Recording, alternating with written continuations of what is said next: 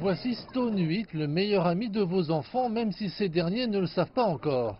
Ce robot d'une quinzaine de centimètres de hauteur se comporte comme un animal de compagnie. Il a besoin de soins, de nourriture et de câlins. En contrepartie, il peut danser dans une pièce, émettre des sons et s'illuminer. Nous voulions développer un robot qui ne ressemble pas à un robot ordinaire, mais plutôt comme un ami avec les enfants.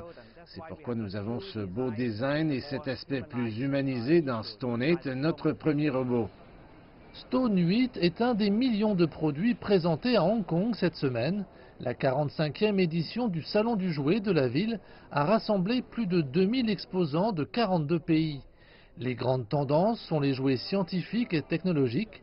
La réalité augmentée est également très présente. Je pense qu'il y a cette vague de geek chic, pour ainsi dire, qui a rendu l'apprentissage sympa, l'éducation amusante, et c'est quelque chose qu'on commence à observer sur le marché. Les usines et l'électronique de la région sont au cœur de ce projet.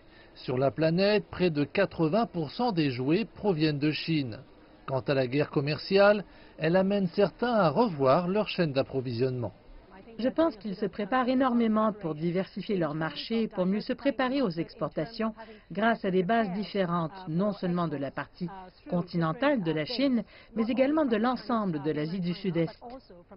Un autre défi concerne les changements dans la façon dont les consommateurs achètent des jouets. Alors que de plus en plus de gens achètent en ligne, les détaillants traditionnels comme Toys R Us ont souffert.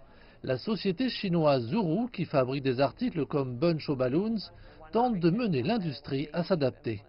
À présent, un enfant sur 3 déclare vouloir devenir un influenceur sur YouTube lorsqu'il commence à grandir et on commence à se rendre compte de ce qu'il souhaite. C'est donc le jouet qu'il veut, car en fin de compte, il veut le ramener chez lui et le filmer.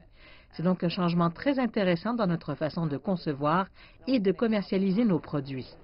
En dépit de ces changements et de ces obstacles, le marché mondial du jouet aurait, selon le groupe NPD, encore progressé d'environ 4% l'année dernière. Tous les exposants et les acheteurs présents au Salon du jouet de Hong Kong cette année affirment que le secret du succès reste le plaisir.